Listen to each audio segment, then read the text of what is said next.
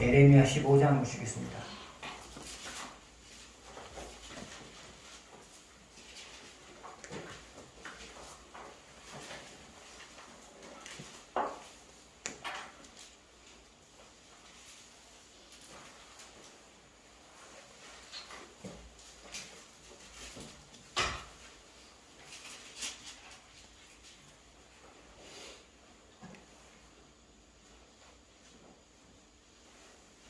일절만 보시고요. 나머지는 또 설교하면서 읽도록 하겠습니다.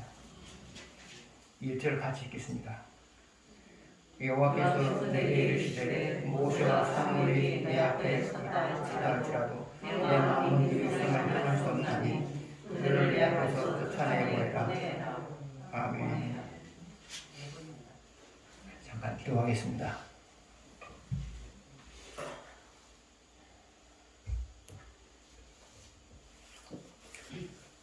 성령께서 이 시간도 저와 같이 여러분이 잘 아시는 이야기입니다. 존 워너메이커는 초등학교도 졸업하지를 못했습니다. 그러나 그는 나중에 미국에서 몇 째 안 가는 부자가 되었고요. 그 다음에 최신부 장관을 역임했습니다. 그러면 그가 부와 명예를 얻을 수 있었던 이유는 무엇이었을까요? 그의 삶이 하나님을 주목하게 만들었기 때문이었어요. 그는 어린 시절에 학교를 가지 못하고 아버지가 운영하는 벽돌 공장에서 일을 했어요. 그는 9살 때 성경을 샀는데 월부로 샀어요. 그때는 성경이 아주 비쌌던 모양이에요. 그래서 이제 아버지 공장에서 일하면서 돈이 나오면 그 중에 일부를 가지고 월부로 지불해가지고 성경을 샀단 말이죠. 9살 때요. 그리고 이제 교회로 진입하는 길이 비만 오게 되면 진창이 되자 그것이 마음이 아파가지고요. 자기의 월급의 일부를 벽돌로 대신 받아서 그것으로 이제 깔아가기 시작했어요. 그것도 10대 때 그랬단 말이죠. 10대 때. 그리고 그는 50여 년 동안 주일학교 교사로서 일을 했어요. 그리고 그가 돈을 벌었을 때도 하나님과 관련된 일에 많은 돈을 썼어요. 그래서 그가 부와 명예를 가질 수 있었던 것은 하나님이 주목하실 만한 삶을 살았기 때문에 그렇단 말이죠. 여러분 역시도 마찬가지죠. 하나님이 주목하실 만한 삶을 살아가게 되면 여러분의 내일에 대해서는 걱정할 필요가 없어요. 하나님이 주목할 만한 삶을 살고 있다면 여러분의 내일은 걱정할 필요가 없고요. 하나님이 주목할 만한 삶을 살아가게 되면 반드시 사람들 앞에 귀하게 여김을 받을 만한 일들이 여러분의 삶 속에 자주 나타나요. 그래서 여러분 하나님이 주목하실 만한 삶을 사십시오. 1절을 같이 보시겠습니다.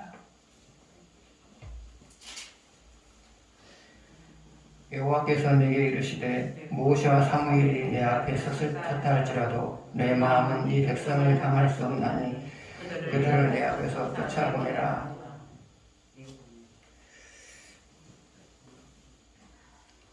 아마도 1절을 내용을 보게 될 때 에레미야는 자기 백성을 사랑해 달라고 하나님께 기도했던 것 같아요. 내 백성을 사랑해 주십시오. 그러나 하나님께서 말씀하세요. 모세와 사무엘이 나타나서 내게 기도한다 할지라도 네 백성을 향한 내 마음은 변할 수가 없다 그 말이죠. 그 말이에요. 변할 수가 없다. 그런데 중요한 것은 그동안에 수많은 사람들이 태어나고 죽었잖아요.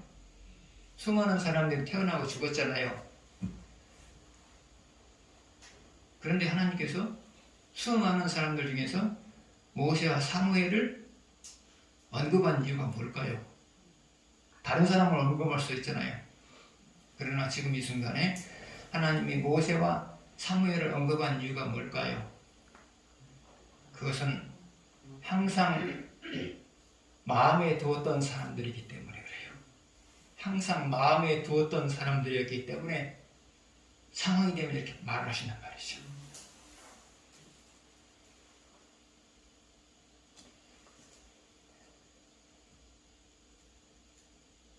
그러면 하나님이 항상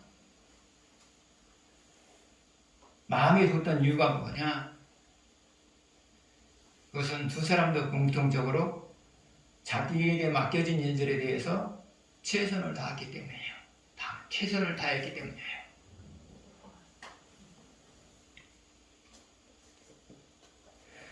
그러면 오늘 살아가고 있는 여러분들 중에서 하나님이 마음에 드는 사람은 어떤 사람이 있을까요? 첫 번째로는 맡겨진 일에 대해서 최선을 다하는 사람이에요. 하나님은 이런 사람들을 마음에 두어요. 또 하나요. 두 번째로는 받은 말씀대로 살아가려고 고민하는 사람들이에요. 받은 말씀대로 살아가려고 고민하는 사람들이에요. 하나님은 이런 사람들을 마음에 두세요.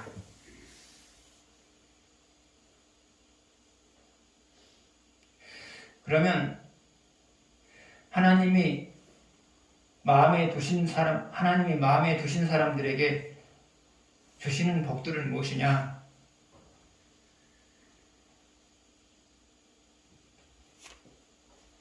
첫 번째로는 하나님의 마음에 두신 자들이 하나님의 도우심을 필요할 때마다 하나님은 도움이 되어 주세요.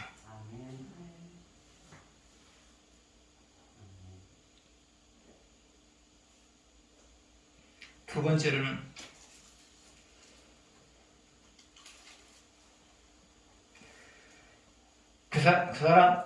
두 번째로는 사람들 앞에 귀하게 여김을 받아요. 그러면 하나님의 마음에 두신 자들이 사람들 앞에 귀하게 여김을 받는 이유가 뭐냐? 그것은 하나님이 그 사람의 삶 속에 사람들에게 귀하게 여김을 받을 수밖에 없는 사건들을 자꾸 나타나게 만드시기 때문에 그래요. 그래서 하나님이 마음에 두신 자들은 첫 번째는 언제든지 형통하고요. 두 번째로는 사람들에게 귀하게 여김을 받으며 살아가게 되죠. 여러분 역시도 마찬가지예요. 하나님의 마음에 두실 만한 삶을 살아가게 되면 하고자 하는 일들이 형통해요. 그리고 사람들에게 높임을 받게 되어져요. 그래서 인생을 잘 살아낸다고 하는 것은 너무너무 간단한 거예요. 인생을 잘 살아낼 수 있는 원리라고 하는 것은 너무너무 간단한 거예요. 하나님이 주목할 만한 사람, 하나님이 마음에 두실 만한 사람, 이런 사람이 되어버리면 여러분 인생은 끝나는 거거든요.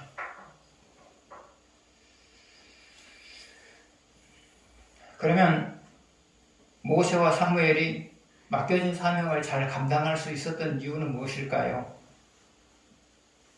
첫 번째로 늘 하나님과 교제를 하면서 살았어요.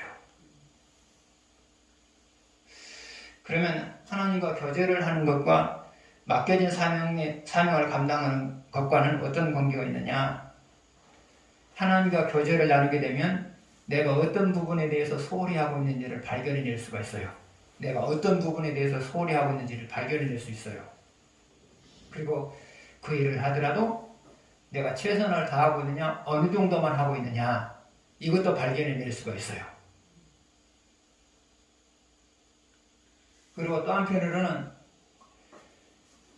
내 마음이 강해져서 내 마음이 힘을 얻어서 더 충성하고 싶은 마음이 들어요. 내 마음이 힘을 얻어서 더 충성하고 싶은 생각을 갖게 되어져요. 그래서 여러분 역시도 맡겨진 사명을 잘 감당하시려면 하나님과 교제하는 삶을 살아가야 돼요. 이것이 없으면 불가능해요. 그러면 여러분이 하나님과 개인적으로 교제하는 삶이라고 하는 것은 뭐냐? 첫 번째로는 기도의 분량을 채우는 거예요. 기도의 분량을 채우는 거예요. 하나님은 여러분이 기도의 분량을 채우는 과정에 다가오세요.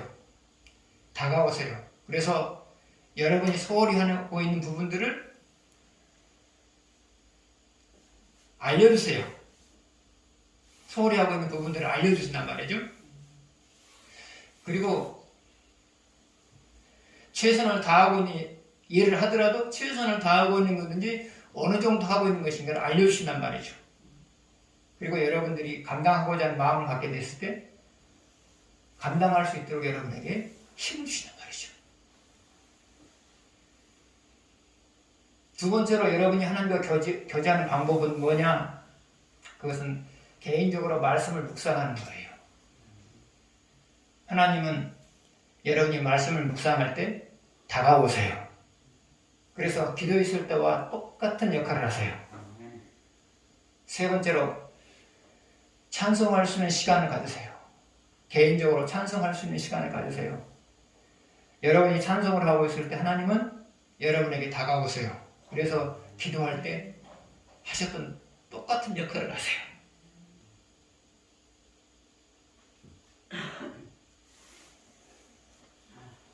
그래서 여러분이 사명을 감당하시려면 날마다 하나님과 교제하는 시간을 가지셔야 돼요.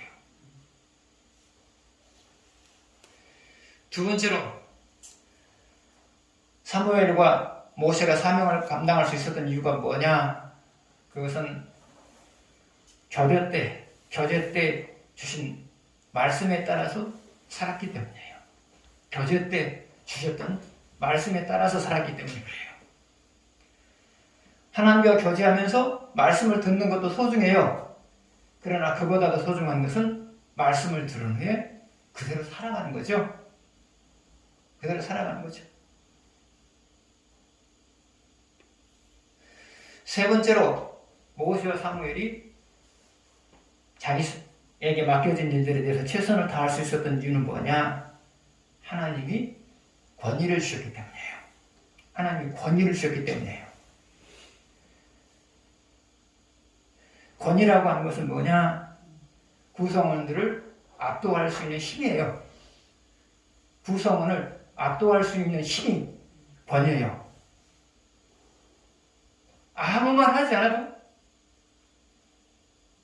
구성원들을 압도해요. 아무 말 하지 않아도. 그러면 어떤 사람들이 구성원들을 압도할 수 있느냐? 그것은 구성원들이 해낼 수 없는 일들을 해내는 사람들이에요. 구성원들이 해낼 수 없는 일들을 해내는 사람들이에요. 이런 사람들이 구성원을 압도해요. 권위라고 하는 것은 실력과 인격에서 나온 것이지 자기가 만들 수 있는 부분이 아니에요. 사람이 실력과 인격을 겸비하게 되면 사람들이 머리를 숙이게 돼 있어요.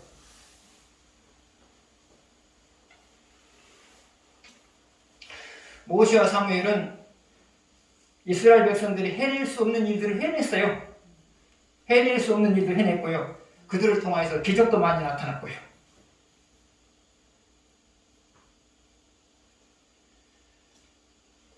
여러분 역시도 마찬가지예요.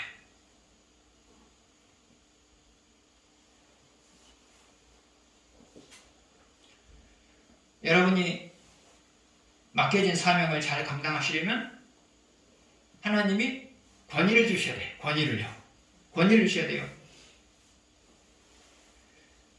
권위를 주었을 때 사람들은 여러분의 말에 따라주거든요. 그러나 권위가 없으면 따라주질 않아요. 그래서 목사도 권위가 있어야 되고요. 여전도 회장도 권위가 있어야 되고요. 남전도의 회장도 권위가 있어야 되고요. 일은 권위로 하는 것이지 말로 하는 거 아니란 말이죠. 일은 권위로 하는 것이지 말로 하는 게 아니란 말이죠.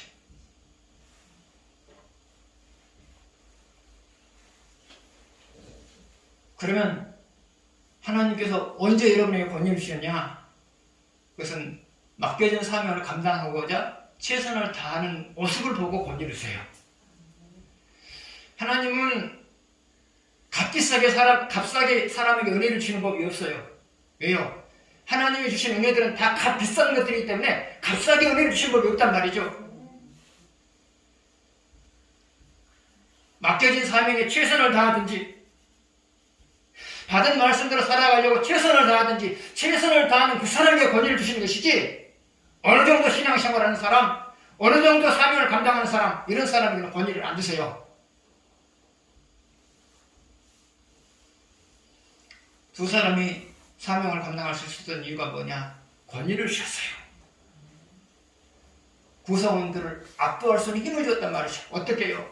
기적을 통하여서, 또한 구성원들이 해낼 수 없는 일을 해냄을 통하여서 권위를 주셨단 말이죠. 여러분 역시도 마찬가지예요. 감당하고자 하는 마음이 있으면 하나님이 다른 사람들을 압도할 수 있는 권위를 주신단 말이죠.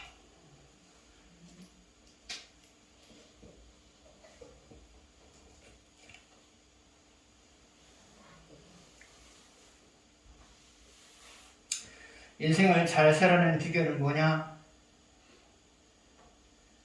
내가 하나님 마음에 새겨져 있느냐, 새겨져 있지 않느냐, 그것이 문제예요.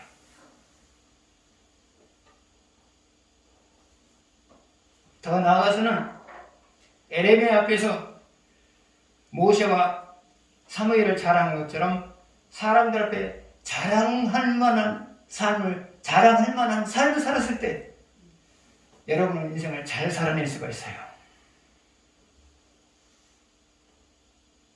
그러나 하나님의 마음에 새겨진다고 하는 것은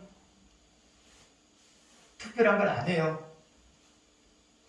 여러분의 수준에서 최선을 다해서 봉사하고 여러분의 수준에서 받은 말씀대로 살아가려고 노력하면 하나님께서는 그런 사람들을 마음에 새겨놓으신단 말이죠. 우리는 모세와 사무엘처럼 될 수는 없어요. 그러나 적어도 자기 수준에서 최선을 다하게 됐을 때 하나님은 그 사람을 마음에 새겨놓는단 말이죠.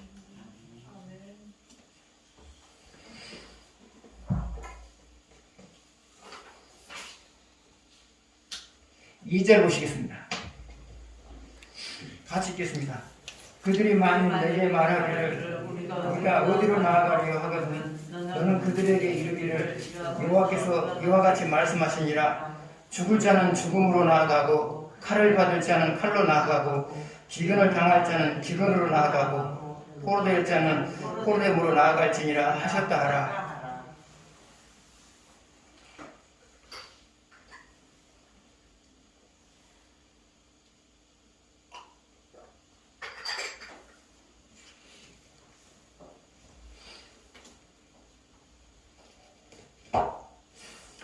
사람들은 오늘보다 내일이 잘 되기를 바라요. 그러나 우리 인생이라고 하는 것은 사람들이 자기가 바라는 대로 되는 거 아니에요. 그럼 우리 인생은 무엇에 의해서 되느냐? 무엇을 근거로 되느냐? 그것은 하나님이 만들어 놓은 원리에 의해서 우리 내일은 결정이 되는 거예요. 하나님이 만들어 놓으신 원리에 의해서 우리의 내일은 결정이 되는 거예요. 그러면 우리의 내일에 대한 하나님이 결정해 놓은 원리라고 하는 것은 뭐냐? 받은 말씀을 외면하게 되면 외면한 만큼 어려운 일이 생기는 거예요. 두 번째로 받은 말씀대로의 삶을 살아가게 되면 하나님을 위해서 희생한 만큼 복이 주어지는 거예요.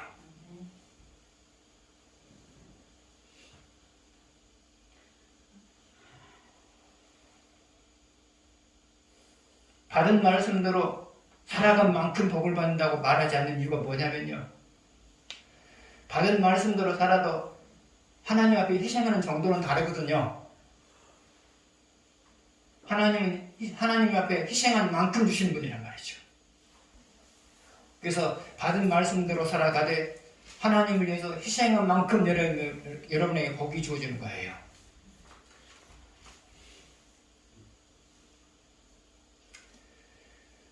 그러므로 여러분의 인생이라고 하는 것은 결론적으로는 여러분이 결정하는 거예요. 여러분이요. 여러분이 결정하는 거예요. 우리는 말씀을 실천할 때 갈등을 해요. 왜 갈등을 하느냐? 실천하게 되면 반드시 거기에 따른 희생이 있거든요. 거기에 따른 희생이 있거든요. 그래서 희생을 할 거냐 말 거냐 이 둘 중에 하나를 놓고 갈등한단 말이죠. 그런데 많은 희생이 필요할 때는 더 여러분이 심하게 갈등을 해요. 이 큰 희생을 할 것이냐 말씀을 예문할 것이냐 갈등을 한단 말이죠. 그런데 그 선택 상황에서 갈등 상황에서 여러분이 항상 염두에 될 것이 있어요. 내가 어느 쪽을 선택하느냐에 따라서 나의 내일은 달라진다는 사실이죠. 어느 쪽을 선택하느냐에 따라서 나의 내일은 달라진다는 사실을 늘 염두에 두셔야 돼요.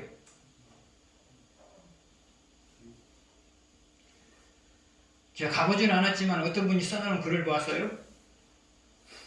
백수산물이 동쪽으로 흐르면 두만강이 되는 거고요. 두만강으로 되는 것이고요. 서쪽으로 흐르면 압록강물이 돼요. 똑같은 천지의 물인데 어느 쪽으로 흐르냐에 따라서 달라진단 말이죠. 여러분, 내 인생은 결국은 내 선택의 결과예요. 내 인생의 내일이라고 하는 것은 오늘 내가 선택하는 것이 결과예요. 말씀을 선택하는, 말씀을 실천하기 위해서 희생을 선택하느냐, 아니면 편안한 삶을 선택하느냐. 선택의 문제란 말이죠. 어떤 분이 그런 말을 했죠. 오늘의 나의 삶이라고 하는 것은 과거의 수많은 선택의 결과이다. 오늘의 나의 삶이라고 하는 것은 과거의 수많은 선택의 결과이다. 여러분의 미래는 뭐냐?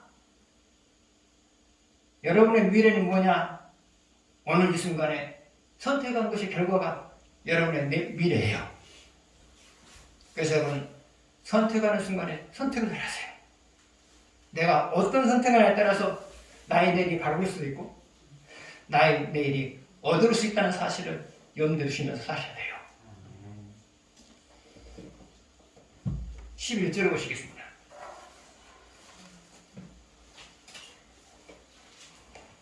같이 읽겠습니다.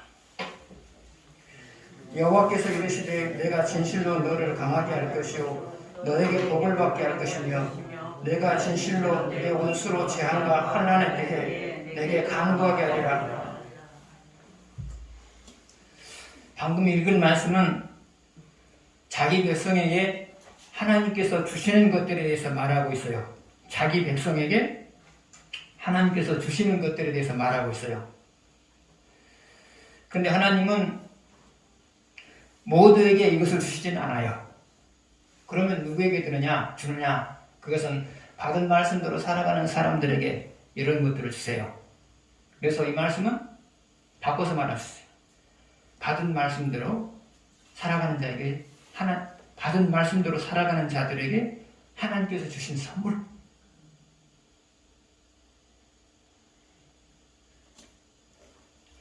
그러면 받은 말씀대로 살아가는 자에게 하나님께 주신 선물은 무엇이냐? 11절 맨 앞부분을 보게 되면 너를 강하게 할 것이오. 너를 강하게 할 것이오. 여러분이 받은 말씀대로 살아가게 되면 우리를 강하게 하신다는 거죠. 그러면 강하다고 하는 것은 뭐냐? 강하다고 하는 것은 뭐냐? 당면한 문제를 해결할 수 있게 만들어준다는 말이죠.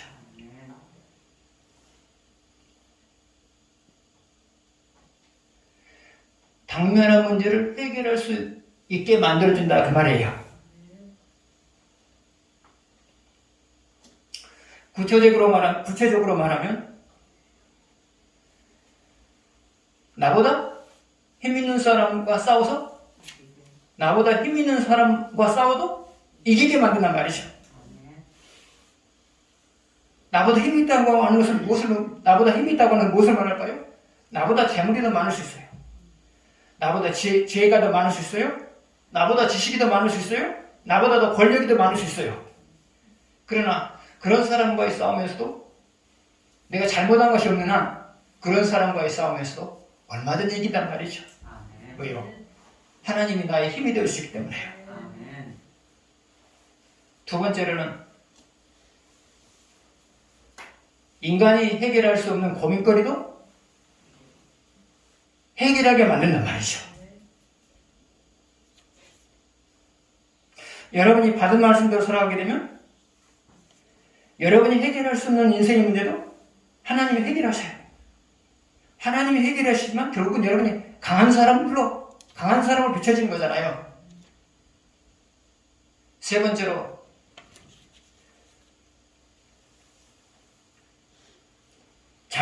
넘지 못할 장애물이 있어도 원하는 것을 성취해요. 왜요? 여러분이 받은 말씀대로 살아가게 되면 하나님이 장애물을 깨버릴 거거든요. 네 번째로 보호받을 수 없는 상황에서도 안전해요. 왜요? 하나님이 보호해 주시니까요.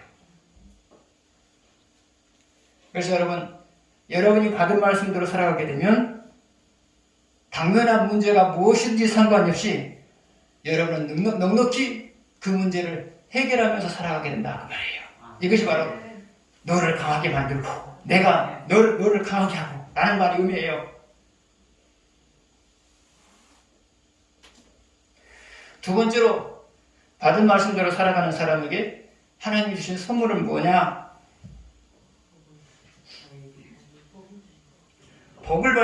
복을 받게 할 것이며 그랬어요. 복을 받게 할 것이며 그랬어요.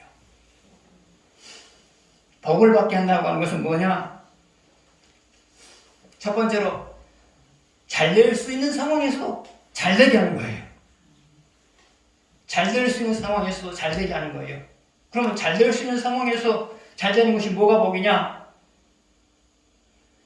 잘 될 수 있는 상황이라고 해서 꼭 잘 되는 거 아니죠? 왜 그래요? 가다 보면 변수가 나타난단 말이죠. 가다 보면 변수가 나타나요. 다시 말하면 장애물이 나타난단 말이죠. 예상치 못한 장애물이 나타나게 되면 잘 될 수 있는 상황에서 안 되잖아요.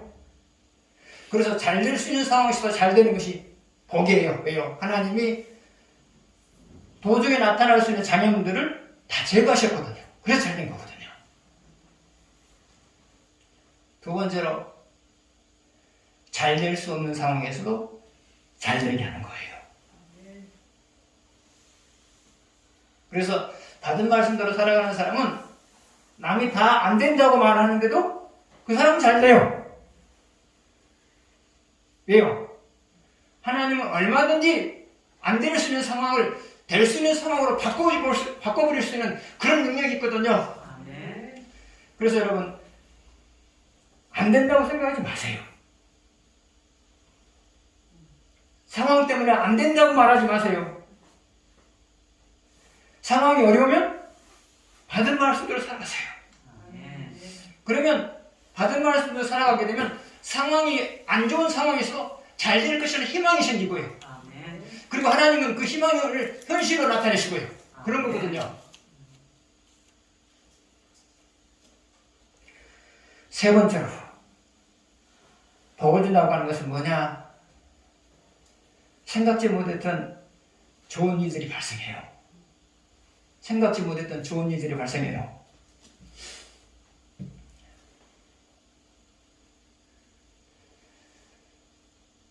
(1848년)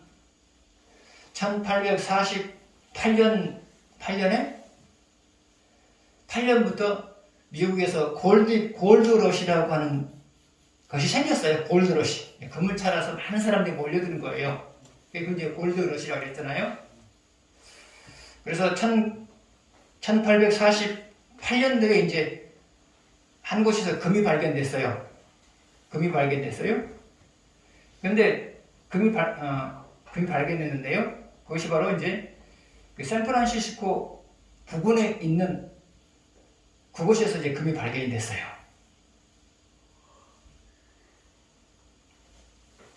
그런데 그 금이 발견된 이유가 뭐냐?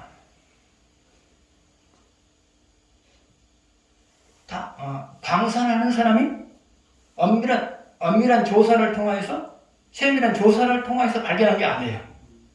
그러면 그 골드러시를 이뤘던 그 금이, 원인을 제공했던 그 금이 언제 발견됐느냐?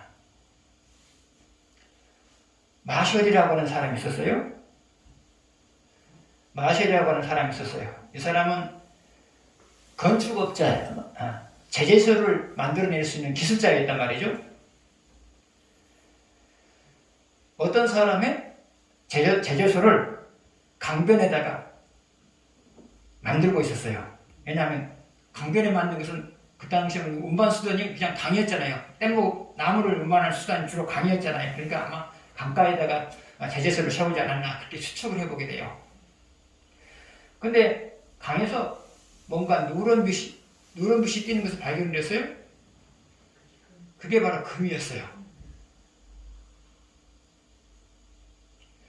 그래서 이제 그 소식을 듣고 수많은 사람들이 몰려드는데 1849년 한 해 동안 해도 수십만 명이 몰려들었어요. 수십만 명이 이제 금을 찾아서 이제 그 샌프란시스코가 있는 그 캘리포니아로 몰려든 거예요. 이게 골드러시거든요. 이게 이제 골드러시라고 그러거든요. 물론 금을 많이 발견한 사람도 있고 발견이 못한 사람도 있고 그렇다고 하더라고요. 금을 발견한 것은 발견하려고 노력했기 때문에 발견한 것이 아니고요. 다른 일을 하다가 우연히 발견했단 말이죠. 우연히요. 여러분 역시도 마찬가지예요. 그것을 얻고자 하는 노력을 한 번도 해본 적이 없어요. 그것을 얻고자 하는 어떤 노력도 하지 않았어요. 그런데 그것이 주어지는 거예요. 이것이 바로 하나님께서 여러분이 주시는 보너스죠. 여러분이 받은 말씀대로 살아가게 되면 여러분이 생각지 못했던 좋은 일들이 발생해요. 그래서 만족할 만한 삶을 살 뿐만 아니라 여러분이 생각했던 것 이상의 삶을 살게 만들어요. 이게 내가 너에게 복을 주라는 말의 의미예요. 세 번째로 받은 말씀대로 살아가고자 하는 가는 사람들에게 주어진 하나님의 선물은 뭐냐? 그 다음 보게 되면 11절 뒷부분을 보게 되면 내 원수로 재앙과 환난의 때에 내게 간구하게 하리라.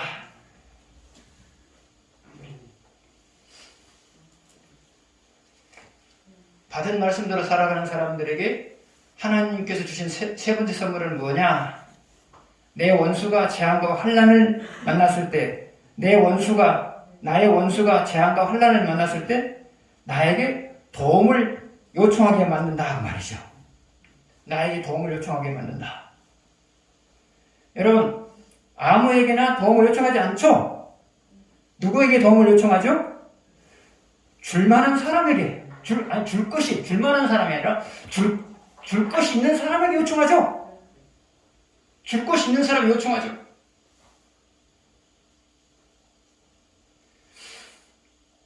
그러면 여러분, 재앙과 환난을 만나는 사람이 무엇을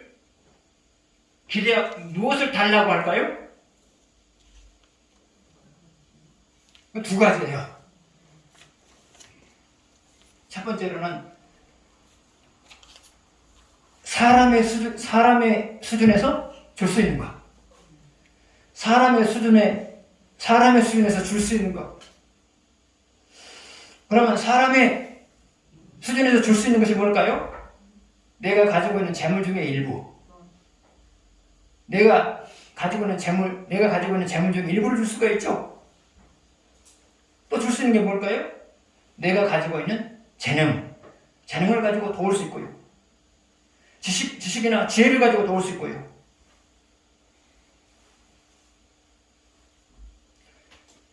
그런데 이것만 가지고는 안 되죠. 이것만 가지고는 재앙과 환난이 극복이 안 되죠. 두 번째 그 사람들이 기대하는 것은 뭘까요? 사람이 줄 수 있는 것만 가지고 재앙과 환난이 해결이 안 되잖아요. 그럼 이제 뭐가 필요해요? 하나님이 베풀어 주실 기적이죠? 하나님이 베풀어 주실 수 있는 기적이죠? 그러면 재앙과 환난을 만난 사람이 도움을 청할 수 있는 사람 어떤 사람일까요? 나에게 줄 수 있을 만큼 나에게 줄 수 있을 만큼의 소유를 가진 사람, 또 하나 하나님의 기적을 내 삶 속에 나타나게 할 수 있는 사람, 이 사람이죠? 여러분, 여러분이 저한테 기도 부탁하는 이유가 뭐예요? 다른 것도 있지만 나의 기도를 통해서 여러분의 삶 속에 기적이 나타나기를 바라면서 저한테 기도 부탁을 하는 거죠? 그렇잖아요? 그런데 내 원수들도 내 삶 속에 두 가지가 다 있으니까 부탁을 한단 말이죠. 하나는 뭐라고요? 인간이 줄 수 있는 것. 또 하나는 뭐라고요? 하나님이 주셔야 될 것. 하나님 주셔야 될 것. 이 두 가지를 다 줄 수 있다고 생각하니까 나한테 도움을 요청한 거잖아요.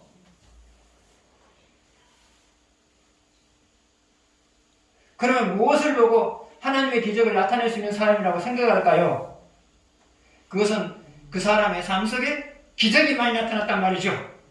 그 사람의 삶 속에 기적이 많이 나타났어요. 그러니까 이 사람에게 요청하면 내 삶 속에도 기적을 나타나게 만들겠구나. 이런 생각이 드니까 부탁한 거잖아요. 그래서 원수에게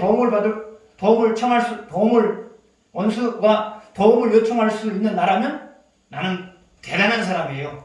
나는 대단한 사람이라고요.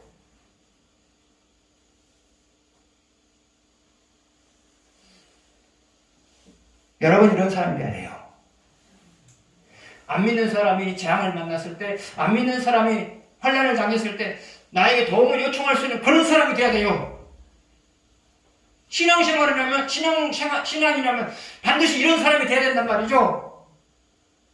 안 믿는 사람이 재앙을 만났을 때, 환난을 만났을 때 도움을 요청할 수 있는 그런 사람이 되는 것이 신앙인의 바른 모습이에요. 이게 안 되면 곤란해요.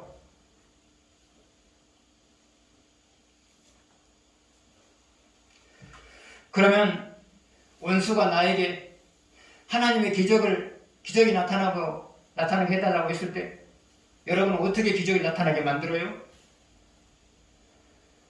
방법은 세 가지예요. 첫 번째로는 그냥 기적이 나타나게 해달라고 기도하는 거예요. 그냥 기적이 나타나게 해달라고 기도하는 거예요. 근데 이런 경우에는 기적이 나타날 확률이 아주 낮아요. 두 번째로 상대에게 믿지 않는 사람에게 기적이 나타나게 하려면 어떻게 되느냐? 당신이 예수를 믿으면 당신이 예수를 믿고 나와 당신이 기도하면 얼마든지 기적이 나타날 수 있다. 그렇게 말하는 거예요. 이것이 바로 상대로 하여금 기적을 경험하게 하는, 하나님의 기적을 경험하게 하는 방법이에요. 당신이 먼저 예수를 믿어라. 그리고 나와 당신이 하나님께 기적을 베풀어 달라 기도하자. 그리고 이렇게 하면 되죠. 하나님이 가장 기적을 잘 나타내는 것이 어떤 것이냐? 기적이 나타나면 자신을 믿을 수 있는 상황이 됐을 때 가장 기적이 많이 나타나요. 또 하나 기적이 나타날 때가 언제이냐?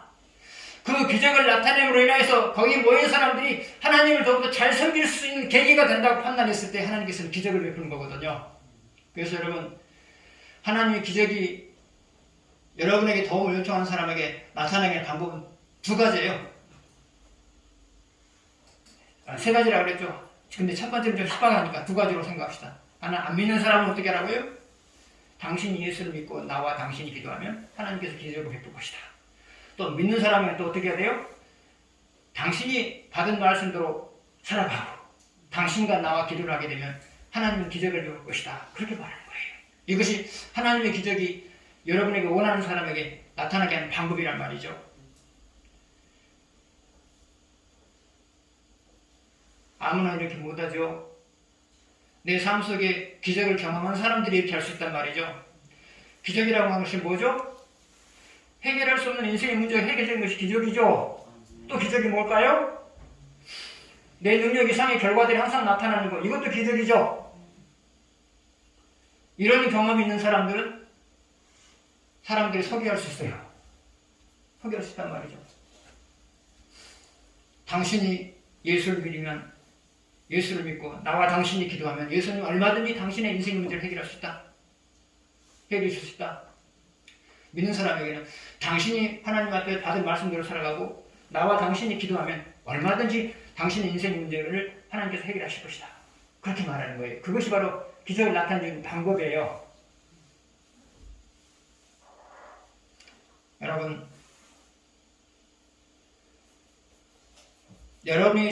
여러분의 삶이 되어져가는 모습을 통하여서 여러분의 삶이 되어져가는 모습을 보면서 사람들이 재난과 환난을 당했을 때 도움을 요청할 수 있는 사람이라면 여러분은 신앙생활을 잘 하고 있는 거고요.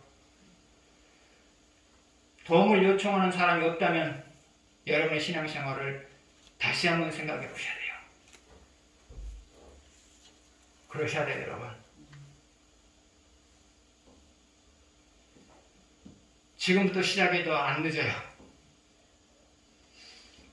한편으로는 맡겨진 일에 충성하고, 한편으로는 받은 말씀을 살아가려고 고민하며 살아가게 되면 여러분의 삶 속에서는 얼마든지 기적들이 나타나요. 얼마든지 기적들이 나타나요. 그래서 사람들은 여러분의 삶이 되어져가는 모습을 보면서 나에게도 당신처럼 그런 일들이 나타나게 할 수 없겠느냐. 그리고 환난과 재앙을 만난 사람들이 나에게도 좀 이것을 극복할 수 있도록 방법을 가르쳐달라. 그렇게 말할 수 있을 거예요. 그래서 여러분 자신 한번 돌아보시기 바랍니다. 환난을 당한 사람들이, 재앙을 만난 사람들이 나에게 도움을 요청해 오고 있는가? 있다면 잘하고 있는 것이고요. 없다면 여러분의 신앙을 근본부터 다시 시작하셔야 돼요. 근본부터 다시 시작하셔야 돼요. 똑같이 신앙생활하면서 한 사람은 하나님과 사람에게 주목을 받고 한 사람은 주목을 받고 못하고 있다면 그건 너무나 억울하잖아요, 여러분. 억울하잖아요, 여러분. 욕심을 좀 부리십시오.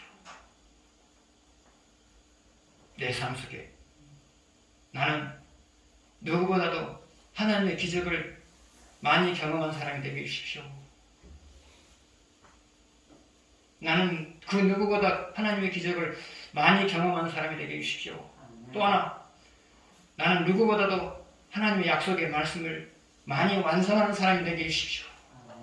신앙생활 할 때 욕심을 좀 부리십시오. 욕심을 부르셔야 돼요. 부르셔야 돼요. 그래야 신앙생활이 되죠. 기도하겠습니다.